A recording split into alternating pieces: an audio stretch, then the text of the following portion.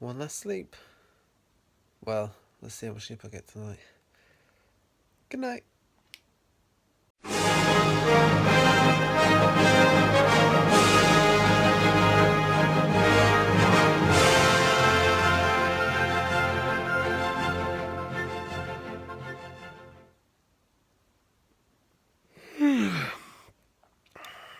Better go run a marathon, I guess. So the first thing I need to do is eat breakfast. Weetabix, 3 thereof, and a banana. And it's hard to eat when your stomach's turning and doing somersaults, but gotta get through it.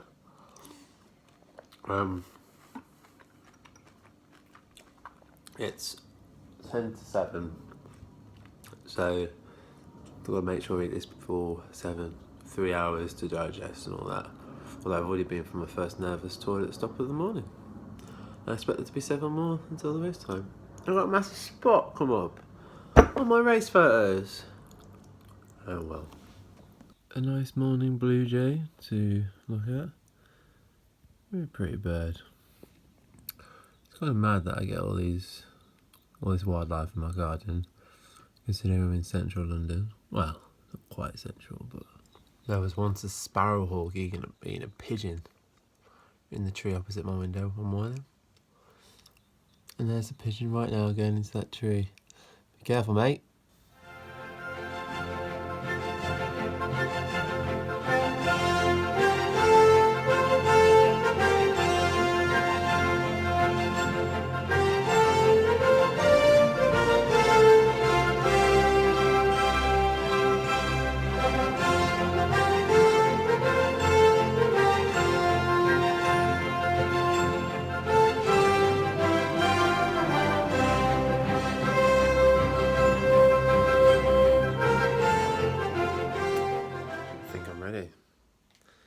Wearing all the England stuff, remind me of my dad.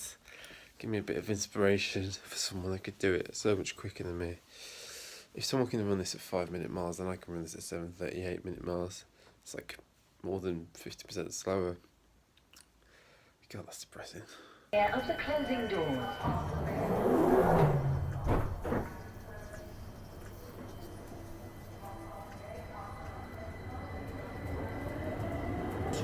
So, on the train to Blackheath and Southern trains, guess what? We're stuck. It's delayed. As if they can't sort themselves out for one day on a marathon day. So it's not helping to my nerves. But luckily I found Heathside Stuart. He's keeping me calm. Even though he doesn't want to talk because he's too high on caffeine. We're now reversing back to Victoria. Not helping my nerves at all. Managed to get here. Stu's with me. We're here. Stu's going to do a sub 3, right? Thank God for that. Well, I hope so. Come on. That's so yeah. We got this. We're here. The sun's coming through the cloud, which is not good, but it's going to be okay. It's nice and cool, and I am kind of shitting it already. So.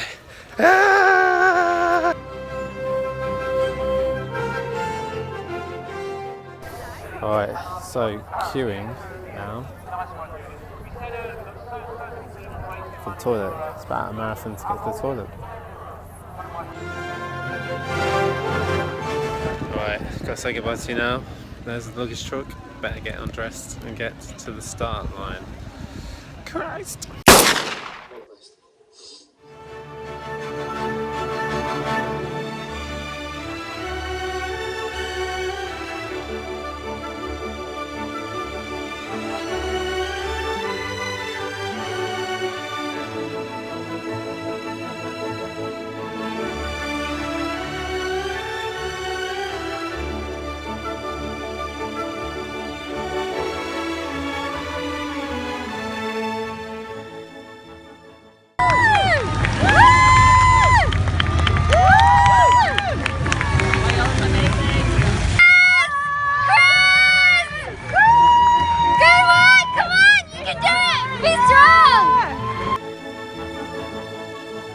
Dog digging.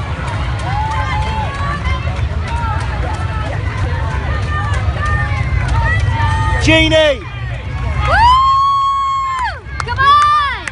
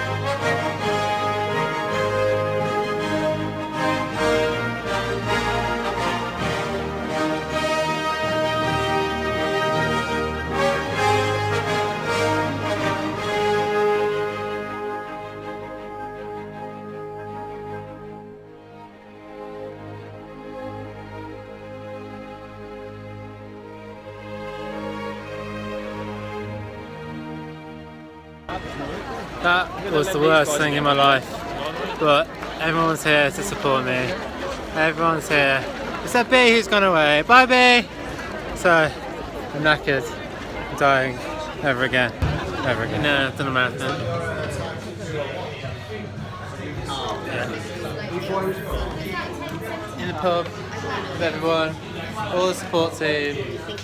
I am absolutely peaked. What's going on with my hair?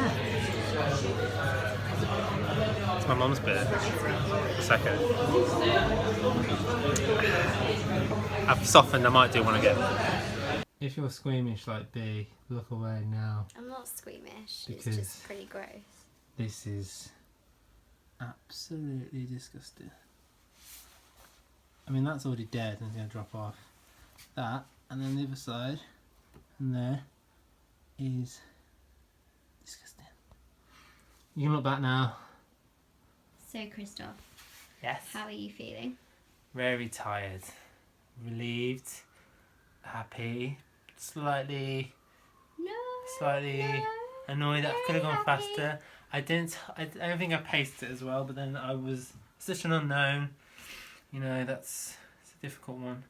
I've done a 38 odd minute 10k, so that should translate to a 3-hour marathon, but And you beat your brother, and that was the main Beat my thing. brother. Keep going.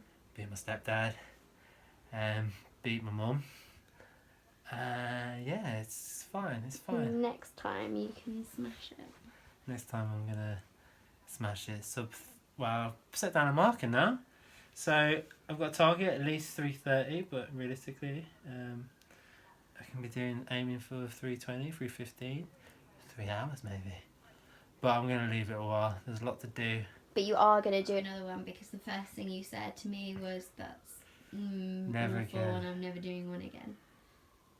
It's hard, and I felt like that after runs before. And it's a lot harder than a half marathon. Would you obviously. say it's the hardest run you've ever done? Yeah, definitely. But the weather and the conditions and everything. The conditions were pretty much perfect. It was a bit sunny at times, but you know, you can ask for cooler or more still conditions. You And can ask for better supporters, really. Yeah. could you? everyone was amazing, especially you. Obviously. Yeah. All right.